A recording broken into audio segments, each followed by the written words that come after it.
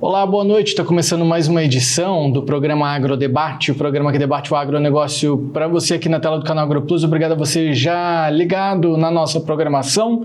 Você já sabe, né? A partir de agora, uma hora de debate sobre o agro. Nessa terça-feira, dia 28, mais um programa inédito para você. Novos debates, avaliações e projeções de mercado também. No programa de hoje, entre os destaques, nós temos a negociação entre Estados Unidos e China sobre terras raras, taxas, expansão de comércio bilateral entre os dois, que resultou aí, né, na pausa das tarifas e a China deve resultar aí na compra de soja americana, que deve impactar o Brasil.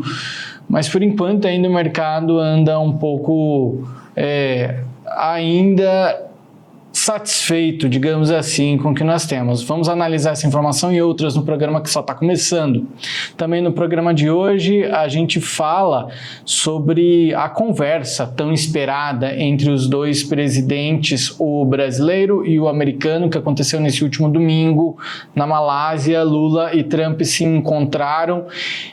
Lula já afirma que vem um acordo entre os dois países por aí. Trump não deixou isso subentendido. Inclusive, deixa o brasileiro um pouco confuso, já que ele falou que sobre essa relação entre os dois, um acordo entre os dois, ele falou, vamos ver o que é que vai rolar por aí.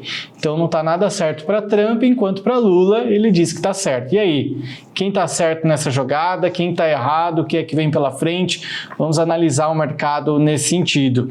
E também no programa de hoje a gente vai voltar a falar sobre o plantio da soja. Esse é o momento da semeadura da soja na principal região produtora do país, a região centro-oeste. No estado de Mato Grosso, os números do IMEA já apontam aí uma porcentagem de 60 pontos, 60% das áreas planejadas já estão plantadas no estado de Mato Grosso, e a gente analisa essas e outras informações no programa que só está começando.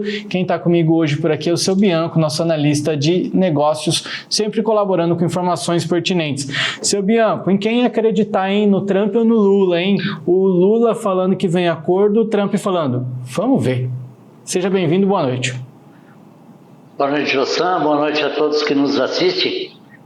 Eu acho que aí nós vamos deixar os dois falarem bem e vamos deixar que os dois se gravem e vamos dar sequência. O político ele gosta disso, de dizer que ele sempre teve vantagem. Mas, particularmente entre nós, o que a gente quer é que se acabe com essa taxação.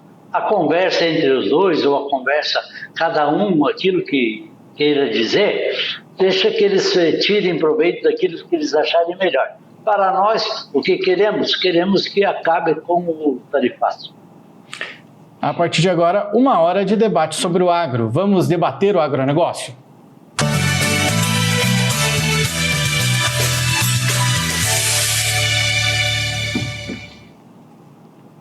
Seu Bianco, acho que o grande X da conversa de hoje é o encontro entre os dois presidentes. Mas para que a gente possa entender um pouco mais e contextualizar a história toda, eu acho que a gente precisa primeiro falar de Estados Unidos e China, que pausaram, né, as tarifas de Trump, né, o famoso tarifaço de Trump sobre muitos países, e que deixou a China numa situação de maus lençóis com o país americano, e que deixa uma vantagem para o Brasil nesse comércio aí, né? Se a China precisa comprar soja de alguém, o Brasil, como maior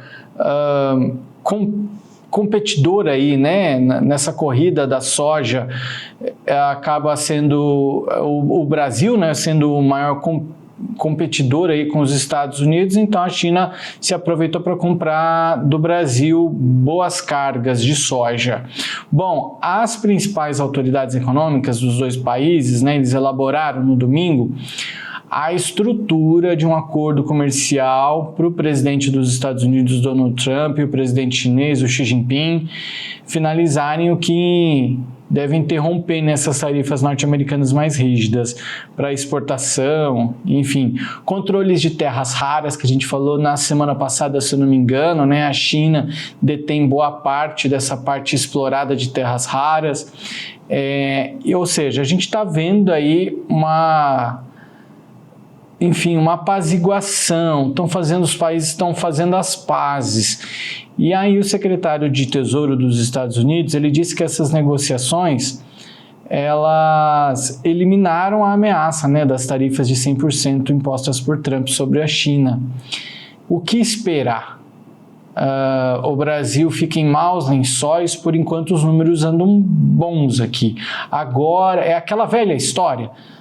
Agora também os Estados Unidos têm que recuperar a confiança da China. Enfim, ficou um mês inteiro, né? Setembro sem comprar, outubro, foram números inéditos, né? Zero de compra dos Estados Unidos por parte da China. O que a gente consegue analisar disso tudo, na sua opinião? A minha análise que eu faço o Trump fez bastante estardalhaço e a China é muito cirúrgica.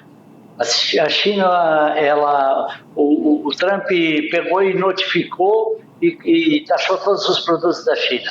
A China, muito quieta, ela começou nas terras raras. Eu só queria entrar um pouquinho, fazer um parênteses, o que é terras raras, Jussan, só para a gente se entender um pouquinho melhor. Vamos dar o exemplo do Brasil, vamos dizer, nas terras brasileiras tem ouro.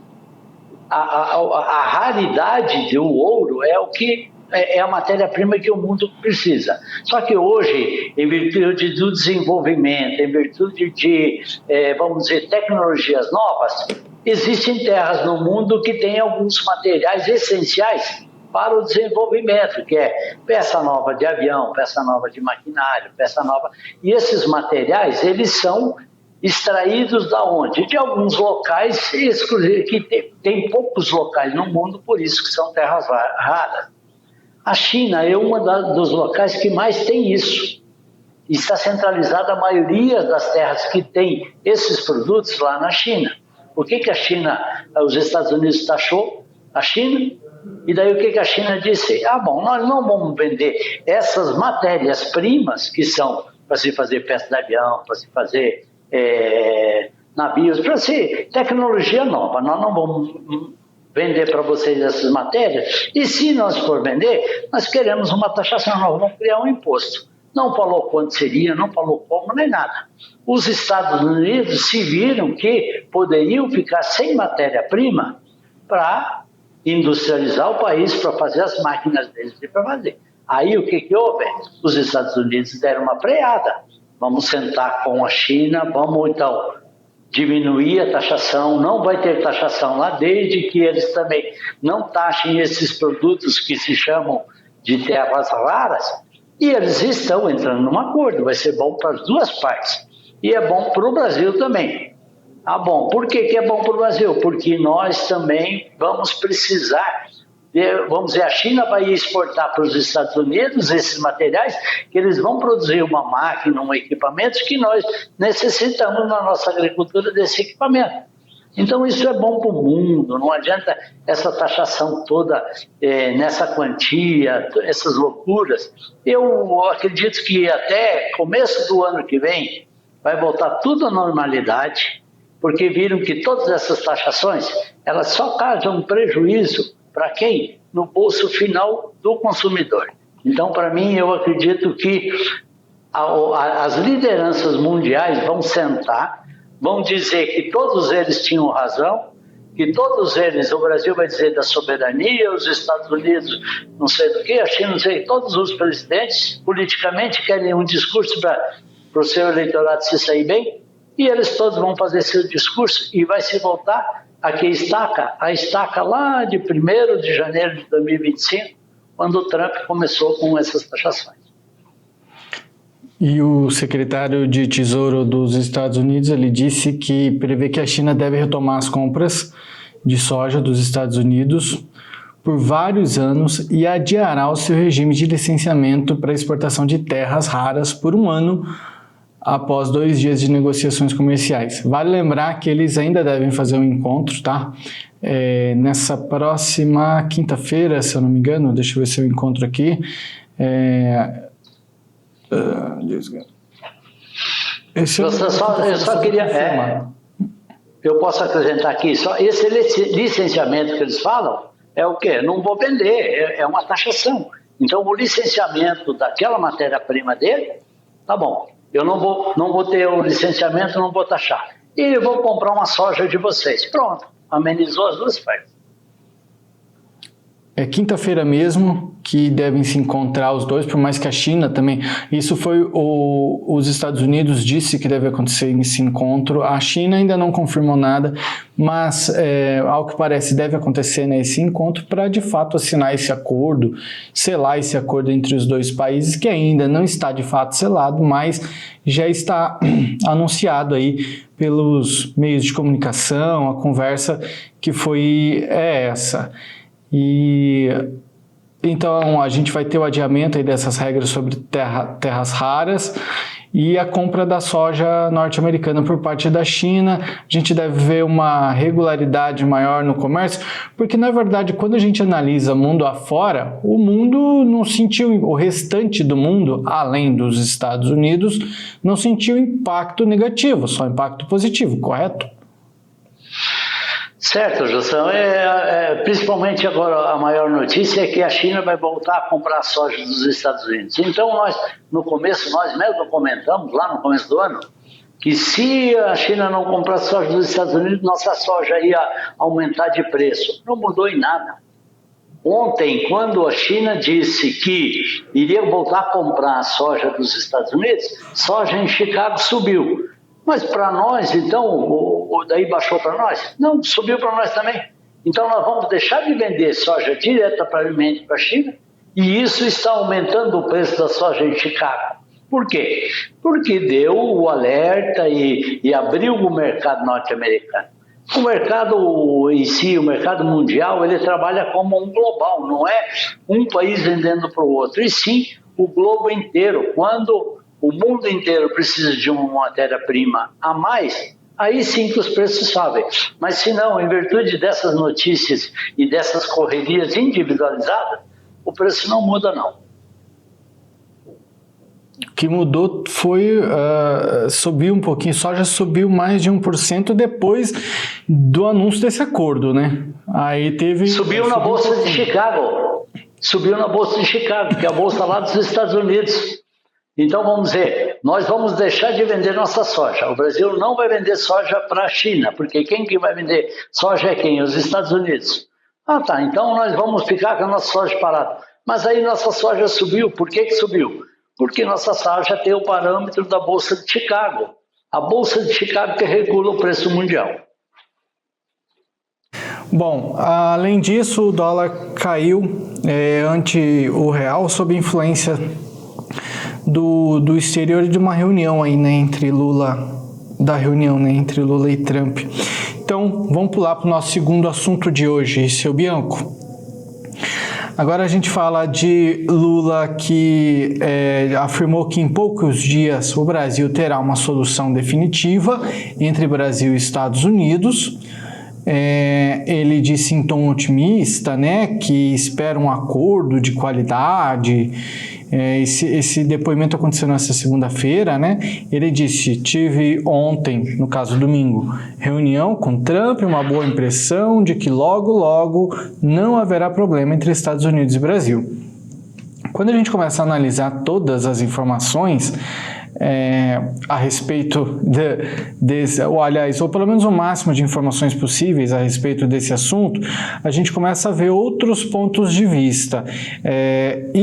Essa informação de Lula, ela está no site da Agência Brasil. Ela diz, né, que Lula garantiu aí que deve ter um acordo, tem essa fala deles, ou seja, está pendendo mais para o lado brasileiro, uma positividade para o lado brasileiro. Quando a gente lê informações também da CNN Brasil, por exemplo, a gente vê outro lado sendo exposto também, que foi o lado de Donald Trump.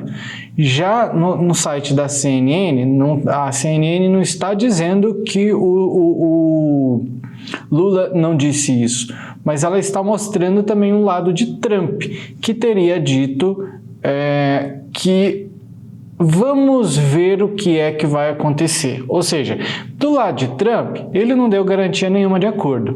Lula está garantindo acordo. Isso me fez lembrar uma conversa um pouco antiga que nós já tivemos por aqui, o que o senhor mencionou. Cada presidente, ele quer, depois de um encontro, ele quer vir e fazer o seu marketing, ele quer falar que deu certo.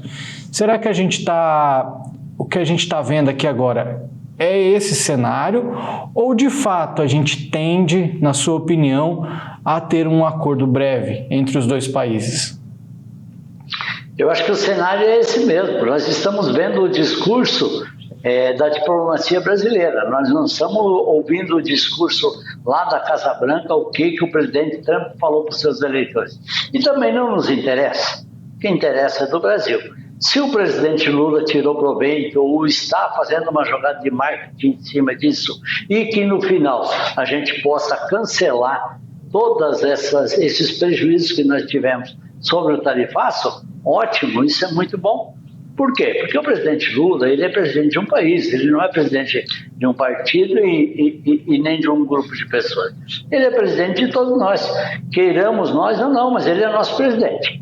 Então, dessa maneira, nós vamos sempre elogiar quando se vai para o progresso do país e quando se beneficia a maioria da população. E é isso, o discurso, o marketing pode vir por trás disso.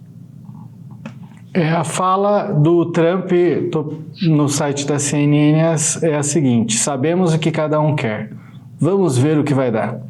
Então, o Trump, por mais que ele tenha também, segundo a CNN aqui, por mais que ele tenha também mais uma vez elogiado o presidente brasileiro, falado que a conversa foi uma conversa boa e tudo mais, ele também não deixou, até porque não deixou claro o que vai acontecer, até porque esse é o perfil de Trump, né? Parece até que ele está querendo colocar medo, ou se Lula falou que vai ter um acordo breve, talvez ele não quer deixar ele tão confiável assim. Seria também, mais uma vez, uma estratégia dele de mostrar um poderio, de mostrar que eu sou maior. Então vamos ver se vai rolar, por mais que às vezes na cabeça dele ele está pensando, vai ter acordo sim.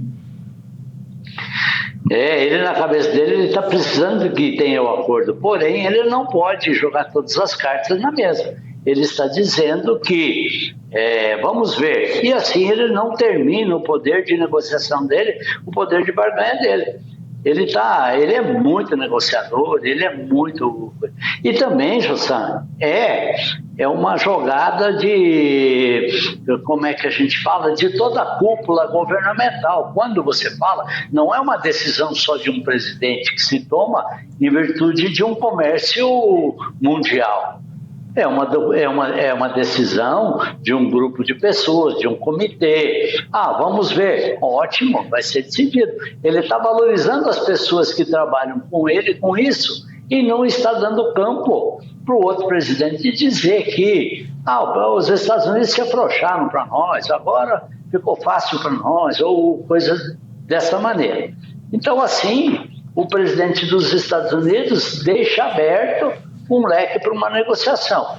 Mas tenha certeza que antes mesmo da conversa dos dois presidentes, já estava definido que o tarifaço iria acabar e que precisa acabar. E aí eu acho que acontece agora nesse momento a conexão dos dois assuntos que eu trouxe hoje aqui. Estados Unidos e China pausam as tarifas após o acordo sobre terras raras. Lula e Trump no caminho de um acordo, Brasil e Estados Unidos no caminho de um acordo que nós conversamos na semana passada, seu Bianco, que as terras raras poderiam entrar também como moeda de troca na negociação desse acordo entre os dois países para acabar com esse tarifaço. Será que esse também não é o momento de Trump analisar a sua situação com a China para decidir o que faz com o Brasil também? Exatamente, talvez a estratégia dele seja essa. Se a China tiver algum material das terras raras que não queira vender para ele, ele tem que deixar a chance de comprar do Brasil. extrair do Brasil e comprar do Brasil, se no Brasil tiver.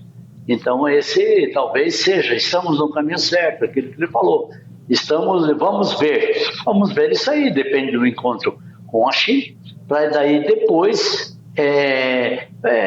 decidirem tudo sobre esse acordo que está tendo em virtude de um desacordo lá no começo do ano, que esse desacordo não deveria nunca ter acontecido. Mas, se aconteceu, agora sobra para todos nós tentarmos e torcermos para que se encerre e se acabe com toda, entre aspas, essa confusão de tarifaços. E o fim dessa história toda, ainda parece que nós temos ainda alguns dias, que sai uma semana para mais, ou até um mês, porque vamos considerar que na quinta-feira, depois de amanhã, portanto, tem um encontro entre os dois países para, de fato, selar esse acordo, China e Estados Unidos. Depois disso, que deve vir um acordo, o Trump deve estar aí nessa expectativa, fecha acordo com um para ver o que é que faz com o outro, então a gente deve seguir acompanhando, ainda temos alguns dias conversando sobre esse assunto, analisando o que é que vem por aí, para você, telespectador, tentar entender um pouquinho desses bastidores e o que é que rola na cabeça de cada um desses presidentes, quais são as suas possíveis intenções nas análises aqui, né, seu Bianco? Exatamente, José. O que me deixa assim, às vezes muito negativista, é que se envolve muita gente, muitas falácias, e se prejudica muitos setores da economia, o próprio agro muito prejudicado, setor produtivo, quem produz muito, e daí o setor político, eles começam a criar, nas palavras mais simples, essas confusão. Então, isso é muito ruim e muito desgastante para quem trabalha e produz.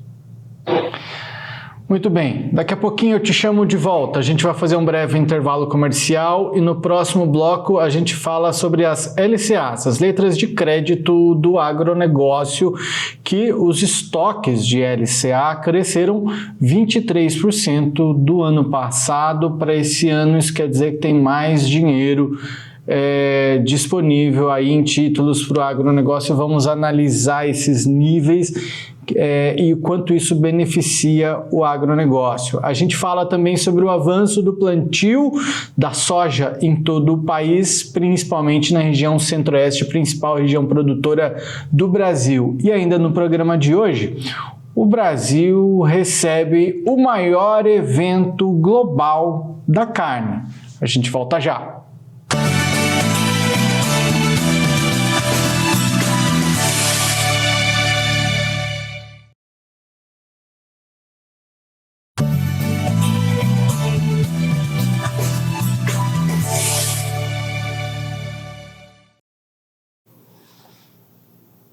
Agrodebate dessa terça-feira, dia 28 de outubro, está de volta para continuar analisando aí as informações que circundam o agronegócio. Você continua conosco, obrigado pela sua companhia, e você que chega, seja muito bem-vindo. Ainda tem assunto para a gente debater aqui, fica por aí, hein? Vamos falar agora de LCAs, letras de crédito do agronegócio, que os estoques das letras de crédito do agronegócio, das LCAs, chegou a 608 bilhões de reais em setembro. E isso representa um crescimento de 23% em relação ao ano anterior, viu? Isso é uma notícia boa, né? Já que os dados são da nova edição do Boletim de Finanças do Agro, que foi divulgado pelo Ministério da Agricultura e Pecuária. E o destaque, né, é para os últimos 4 anos, entre setembro de 2021 e setembro de 2025, o estoque se elevou mais de 4 vezes, passando de 148 bilhões para esse valor atual de 608 bilhões. Entre os títulos acompanhados pelo Boletim de Finanças Privadas do Agro, a LCA é a que apresenta maiores níveis do estoque. Tem também a cédula do produtor rural, que também tem bons números, mas a LCA, nesse caso aqui, ela é um destaque pelo crescimento no investimento nela, né? Esse título ele é emitido por instituições bancárias e ele é lastreado em recebíveis, né, do agronegócio. Ela tem assumido aí nos últimos anos um papel relevante no financiamento das atividades do setor, que a gente já também falou por aqui um pouco sobre isso. Vamos entender um pouco mais sobre a LCA, junto com o seu Bianco, que vem para colaborar aqui, nos ajudar a entender mais, né, seu Bianco?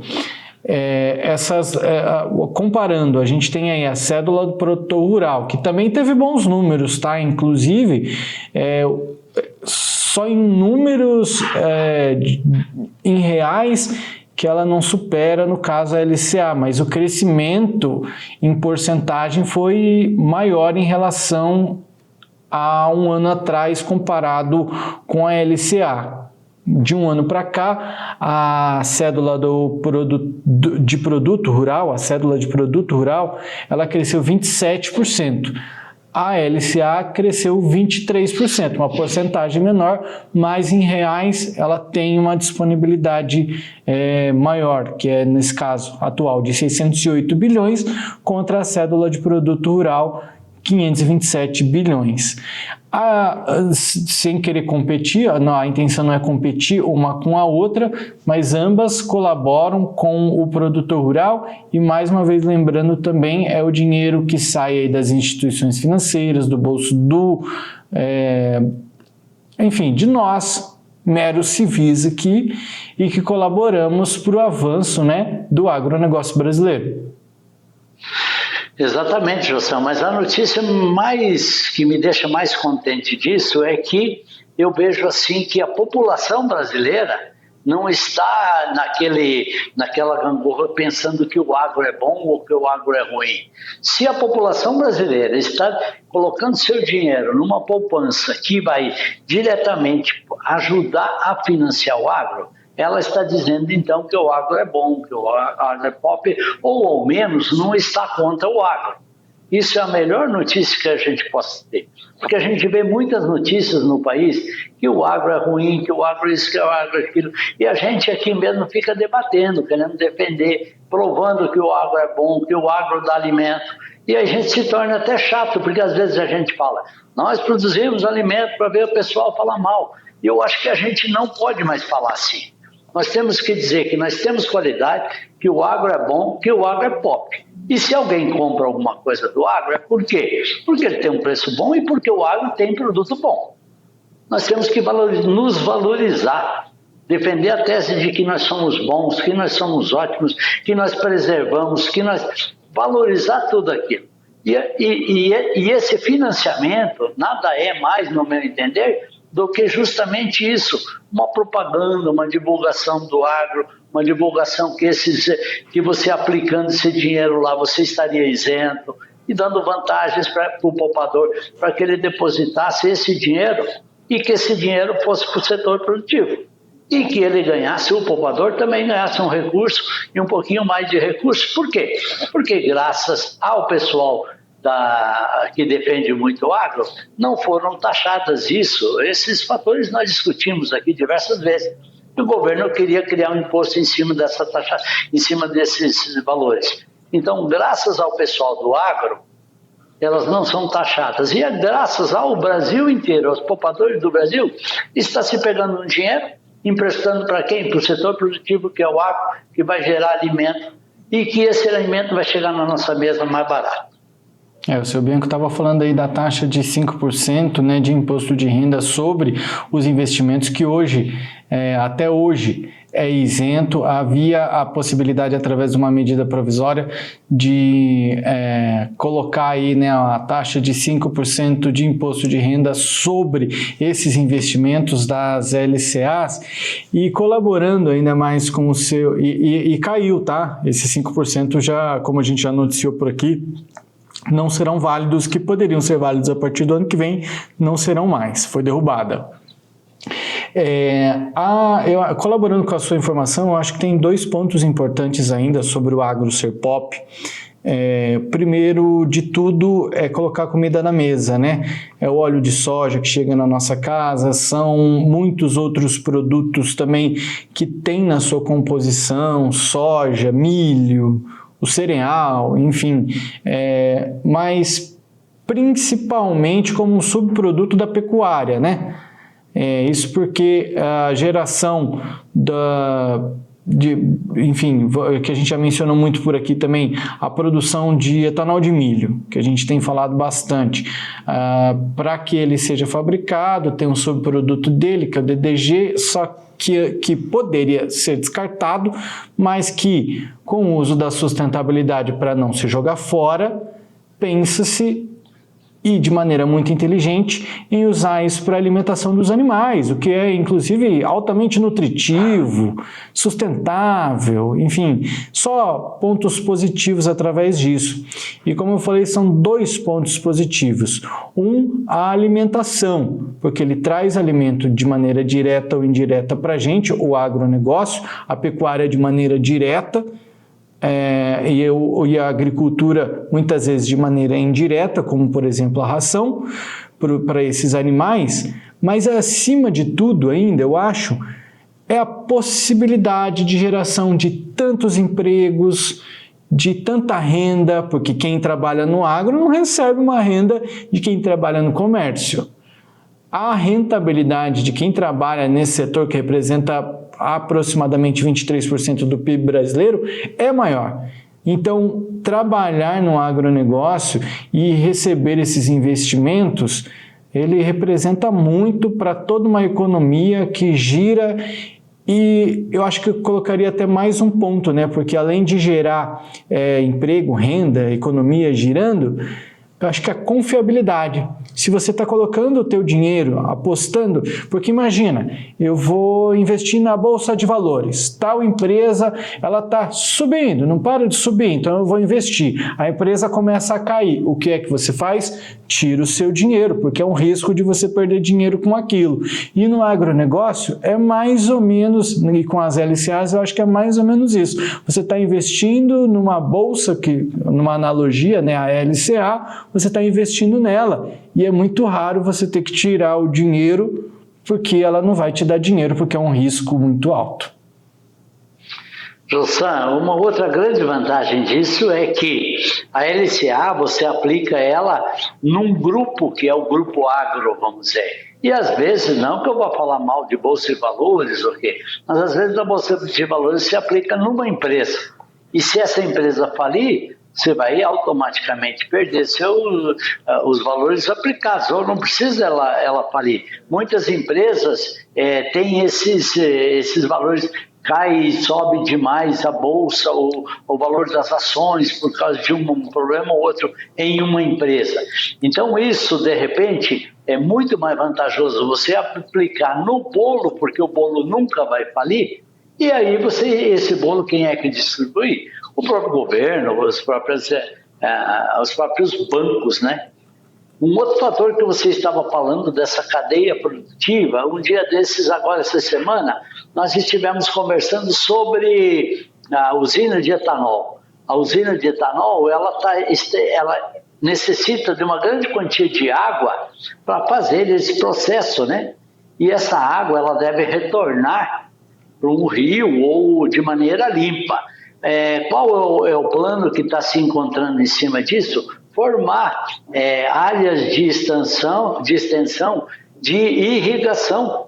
Você irriga uma pastagem, ao invés de você colocar uma cabeça por hectare, você vai colocar 15, 20 cabeças num determinado piquete, num determinado local, isso só perto das usinas mesmo, mas automaticamente você veja bem que a água que iria retornar para os rios, ela retorna mais filtrada. Por quê? Você joga numa pastagem como irrigação, essa água aí vai filtrar na própria pastagem e automaticamente vai drenar, e quando ela cair no rio, ela já cai, teoricamente, assim, já limpa, né? Então veja outras grandes vantagens, que ao invés em 1 hectare de você colocar 1 ou 2 cabeças, você vai poder colocar 15, 20 cabeças. Olha como aparecem os problemas que seriam um problema de água, mas também são pessoas magníficas, de cabeça, de cérebro muito pensante, que vão encontrar soluções para esses pequenos problemas que nós estamos tendo. E esses pequenos problemas se tornam em vantagens para a própria cadeia produtiva. Colaborando ainda para investimento no agronegócio, né, é a busca por crescimento, por desenvolvimento. Primeiro que é um ponto muito bom a cobrança por parte de ambientalistas, ou seja, quem for em prol da sustentabilidade, em prol do meio ambiente, porque isso também força toda a cadeia da agricultura e da pecuária se adaptarem a esse momento de vamos salvar o planeta Terra. E outro ponto que é interessante e que está muito ligado a essa adaptação é que antes nós víamos, eu acho que muito separado, né? A cadeia da soja, a cadeia da agricultura e a cadeia da pecuária. Hoje a gente está vendo já mais uma integração entre os dois. E a agropecuária, ela de fato, ela está integrada, como o senhor estava mencionando, com pastagem próxima a essas usinas de etanol, a gente conversou também há aproximadamente 1 mês atrás, 2 meses atrás, sobre a integração, né, das culturas com, se eu não me engano, era eucalipto, com criação de gado. Então, assim, os benefícios dessa integração das duas culturas que deve trazer mais rentabilidade e que mostra os investimentos em ciência, conhecimento, pesquisa que o agronegócio tem feito. Eu acho que é por isso que os rendimentos se tornam tão rentáveis e é por isso que os investimentos têm aumentado nesse setor, seu Bianco. Exatamente, José, muito bem frisado. Só um outro lembrete que o José Piscini falou, o José Piscini, que é o proprietário da usina de etanol em Itapurá, ele comentou que Lucas do Rio Verde é um município que não tinha quase nada de pecuária. Hoje se não me engano, o 3º ou 4º município do estado do Mato Grosso com mais pecuária. Por quê? Porque houve confinamentos, o DDG do etanol está servindo de alimentação para o gado centralizada em pequenos piquetes, em pequenos locais. Confinamentos aí de 20, 30 mil bois em algum outro local. Então isso faz com que agregue-se muito mais para a atividade pecuária em regiões que não tinha muito pecuária. Isso é simplesmente a cadeia, que nem você falou, e simplesmente espetacular. Muito bem, são investimentos e mostra o quanto que o produtor rural, e aquela história que eu já contei algumas vezes por aqui, né? Já foi-se o tempo do perfil do produtor rural, aquele senhorzinho com uma camisa xadrez rasgada. As festas juninas eu acho que tem que ser adaptadas, inclusive, porque o chapéuzinho rasgado ou a palha aqui na boca e a blusa rasgada ali, remendada, justamente por conta dessa adaptação do produtor rural, seja ele pecuarista, seja ele agricultor, e isso representado pelos investimentos em pesquisa, em ciência, desenvolvimento, tecnologia, uso de drones hoje. Olha o quanto que isso tem beneficiado, seu Bianco. Eu recentemente tive uma conversa com uma amiga que ela pretende fazer um curso para fiscalização de áreas com drones. E eu nem imaginava também que essa era uma possibilidade. Fui fazer uma pesquisa no estado de São Paulo, o estado já tem feito isso, mas são novas áreas que vão aparecendo, isso tudo por conta de avanço. Os drones também, a possibilidade de desenvolvimento de tecnologia, com economia girando, geração de emprego para pesquisa, para ciência, enfim, só benefícios que os investimentos têm a trazer. Que continue assim. Esses empresários rurais hoje, José, são empresários do agronegócio. Esse senhorzinho que estava de camisa e chapéu, igual você falou, Hoje ele é um mega ou um empresário com tecnologia, ele se adaptou e ele está no mundo tecnológico hoje. Não existe mais bobo no mercado, não. Se você não quiser se adaptar, automaticamente esse próprio produtor que não virar empresário da agropecuária, ele estará pensando, indo muito diretamente à falência da sua atividade rural. É isso aí, o investimento é necessário, a adaptação é necessária, todo emprego, a gente vê aí, qualquer emprego aí, qualquer emprego que você tiver, hoje em dia o uso de inteligência artificial se faz necessário para uma pesquisa, para outra, então essa adaptação ela é necessária, e eu estou trazendo esse ponto desse assunto, porque muitas vezes quem está de fora pensa que, então se o produtor está investindo em uma colheitadeira de mais de R$1 milhão, em drone que custa R$200 mil, esse cara tá luxando, esse cara tem muito dinheiro. Não é assim, né? A gente fala aqui todos os dias o perrengue que o produtor passa, e se ele está fazendo isso é para se adaptar ao mercado e para buscar resultados melhores a cada dia. Jossan, aquela teoria de que se você não estudou, você vai trabalhar na roça, se inverteu muito mais. Hoje, para você trabalhar numa máquina dessa de $1 milhão, uma colheitadeira de algodão é $1,5 milhão. Isso é muita tecnologia, é tudo computadorizado. Então, para você trabalhar na roça, para você trabalhar num equipamento desse, você tem que ter muito conhecimento.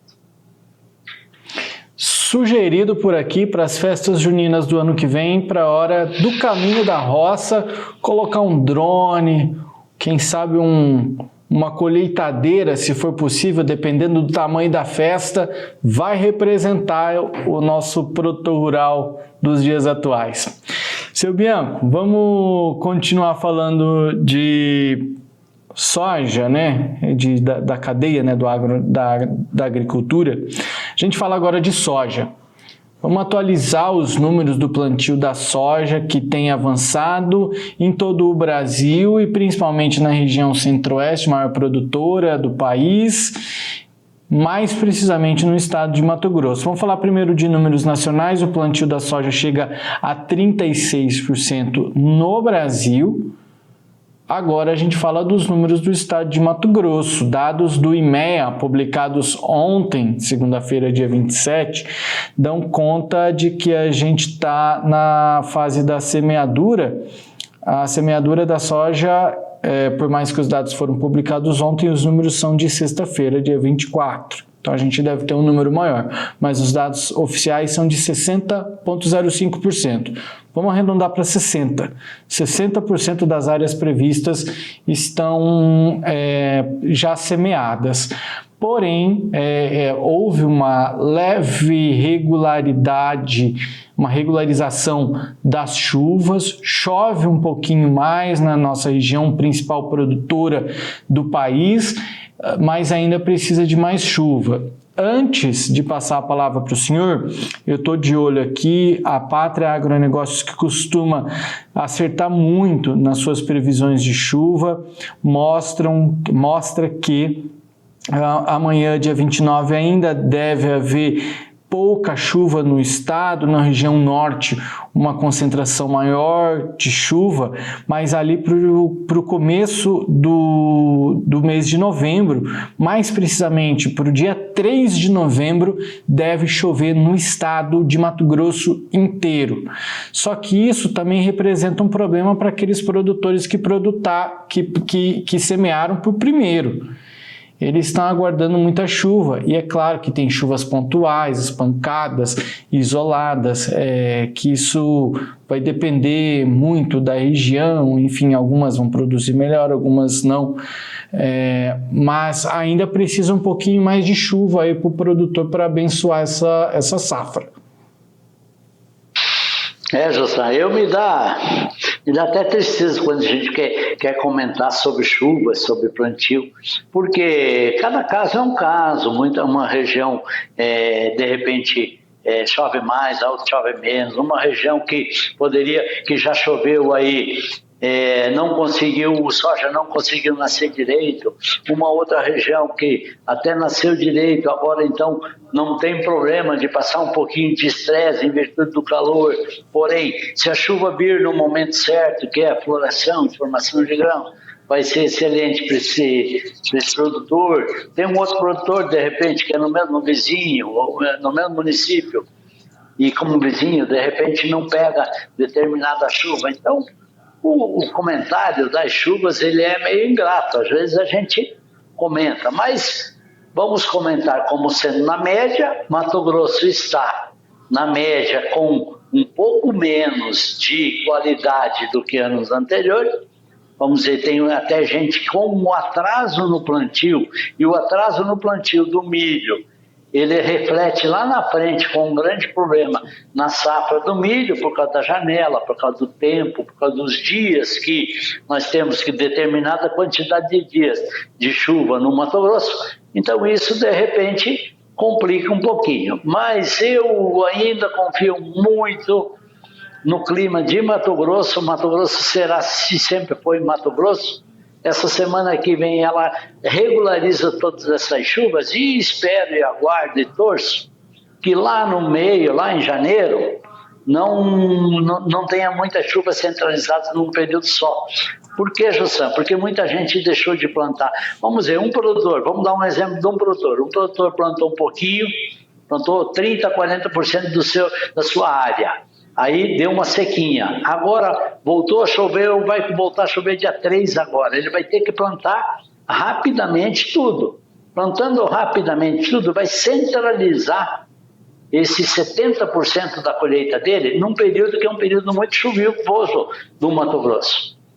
E aí que de repente pode se criar um grande problema, que se ele pegar 2 semanas de chuva, de um tempo muito chuvoso naquele período da colheita, que é uma colheita muito maior do que ele não conseguiu escalonar, né? Que é uma quantidade muito maior de hectares do que ele tem capacidade de colheita, ele poderá ter muito prejuízo com perca em virtude de muita chuva. Muito bem, daí tem muito produtor preocupado. Eu confesso que eu fiquei assustado na semana passada, passando por algumas lavouras na região, ainda não tinha visto sinais de semeadura, e isso deixa preocupado que nós já estamos aí no final de novembro, cada vez a janela menor aí para o produtor, para garantir aí a sua semeadura da soja. Seguimos aguardando e na expectativa de dias melhores. As chuvas estão vindo, porém precisa de uma regularidade maior, uma concentração maior, que chova quase todo dia, em níveis bons, sem excesso. Enfim, é pedir muito, São Pedro? A gente está pedindo só isso. Vamos lá e seguimos na torcida. Só queremos chuva na quantidade certa e no momento certo. Custa. Vamos lá. Vamos fazer uma oraçãozinha e vai dar tudo certo. Estamos torcendo pelos nossos amigos produtores. Dá uma mão aí, São Pedro. Ajuda. Daqui a pouco eu te chamo de volta, seu Bianco. Vamos fazer o último intervalo comercial de hoje e no próximo bloco, Mato Grosso cedia o maior evento global da carne. Já, a gente já volta.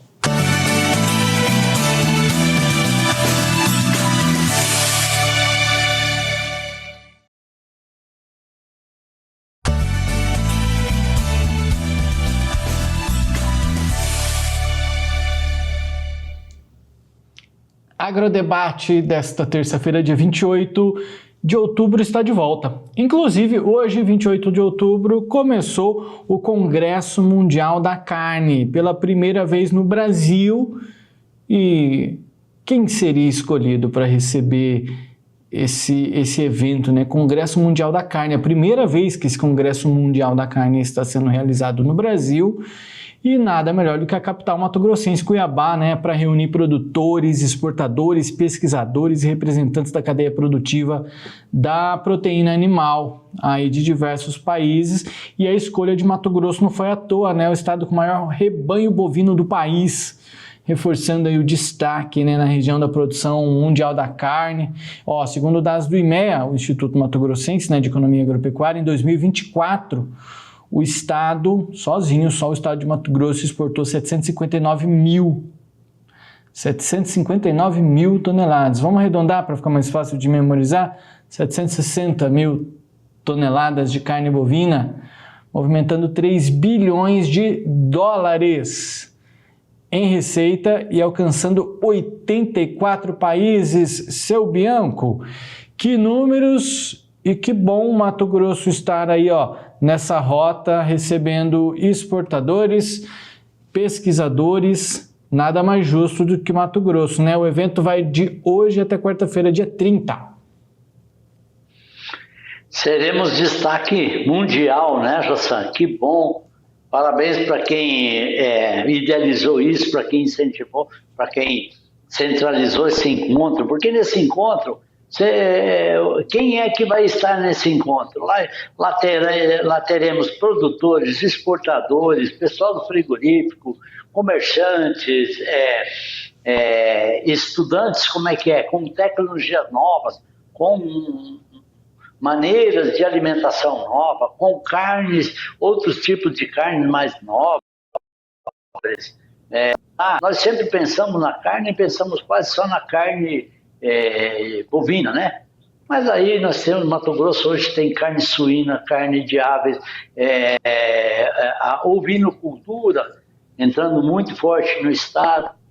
Então são uns leques, vamos dizer, o que é que a gente precisa? Vender o estado, mostrar que é que a gente produz. E se tiver alguém que queira consumir uma delícia de carne, seja ela de qual tipo for, nós estamos prontos aqui no Mato Grosso ou no Brasil para produzir isso e vender. Eu sempre gosto muito dessas feiras, seja essas feiras do agronegócio, vou pegar exemplo de Show Safra, que tem aqui na nossa região, Norte Show, que tem em Sinop, outras feiras, essas feiras agropecuárias, que mesmo que você não tenha nada agendado para fazer, você que é do agronegócio, ou quando se fala de feiras, tem uma feira de tecnologia, que é a tua área, vai. Sempre acontece nessas feiras algo que elas prometem, mas que você vai sem saber o que é que vai acontecer. Eu quero assistir tal palestra, eu quero ver tal coisa. Então você vai para assistir uma palestra, por exemplo. E aí chega lá, tem uma outra pessoa que também está lá para assistir uma palestra e ela queria muito assistir, enfim... Às vezes você senta do lado dessa pessoa, vocês entram em contato e você descobre que aquela é uma pessoa assim, aquela é uma pessoa assada, que ela vai resolver, ela vai te dar uma dica boa ou que vai poder fazer um negócio bom com você. O nome disso é networking, né? Do inglês aí, que eu acho que não tem uma tradução, ou se tem também, já estamos tão acostumados no inglês que eu não sei qual é. Mas essa relação, essa comunicação, fazer esse negócio com pessoas, ele acontece naturalmente nessas feiras. Então, é natural que isso vai acontecer nesse evento. Imagina, ainda mais com pessoas de fora, às vezes é a oportunidade daquele produtor arrumar um mercado para ele, ou em conversa com uma BRF, alinhar o que é que ele precisa ou com a JBS, melhor dizendo, né? Alinhar o que ele precisa para que ele se torne um parceiro de uma JBS, ou seja lá o que for. Então, esse networking, ele acaba acontecendo. Então, por mais que você vá sem esperar nada, eu garanto que se você for para uma feira como essa, desde que seja da tua área, você vai arrumar um negócio bom para você. Gustavo, você falou a palavra super correta, é a comunicação. Sem a gente se comunicar, você não fica sabendo. Então, quando você vê que tem um evento desse, alguém que faz um evento desse, ele se prepara, vamos dizer, na sua região tem algum evento. Olha o investimento que essas pessoas fazem, a despesa que essas pessoas têm em organizar tudo isso. E aí, por detrás disso, vem alguém ali que é para dar uma palestra. Esses organizadores, eles não vão trazer um palestrante que não tenha conhecimento. Esse palestrante, ele já fez anos e anos de pesquisa, de trabalho e tudo. E vai te passar toda essa informação para você dentro de quantos minutos? 15 minutos, meia hora, 1 hora. Então, vai te transferir o conhecimento que ele lutou às vezes 10 anos, 20 anos para ter isso, e nós deixamos de ter esse conhecimento porque nós achamos que não temos meia hora, uma hora para ir assistir uma palestra. Então, aquilo que você falou, essa tecnologia é espetacular, isso hoje em dia a gente ganha muito, entre aspas, explorando esses pesquisadores que por muitos e muitos anos apanharam muito, mas aquilo que eles vão te apresentar lá é um resultado muito bom, o resultado bom que eles tiveram de 10 ou 15 anos de pesquisa. Em meia hora, uma hora, ele só vai te dar o resultado bom. Aquele resultado que ele apanhou, ele deletou, não deu certo, então ele deletou, não está mais ali. Então veja como nós deixamos de aproveitar no nosso tempo. E o diretor de projetos do IMAC, que é o Instituto Mato Grossense da Carne, ele disse em uma entrevista ao Canal Rural o seguinte: a gente ainda tem uma grande possibilidade de aumentar o share de exportação no Oriente Médio. Norte da África também, tem países que são grandes consumidores, a Ásia como um todo. A China, olha só o que ele disse, que é muito interessante. Embora a gente venda bastante carne bovina para a China, ainda é um mercado que pode ser muito explorado. Porque às vezes a gente fica pensando também, né, eu já tenho a China, eu tenho que conseguir outros países. Essa visão de, tem mais a ser explorado na China. Olha o que é uma intenção já deles, né? Ele ainda completa na entrevista dizendo que mercados que ainda precisam ser abertos para que a gente consiga explorar, a gente tem a Coreia do Sul, Japão, entretanto, são mercados mais exigentes, mas são desafios a serem enfrentados e é assim que deve ser também, né, seu Bianco?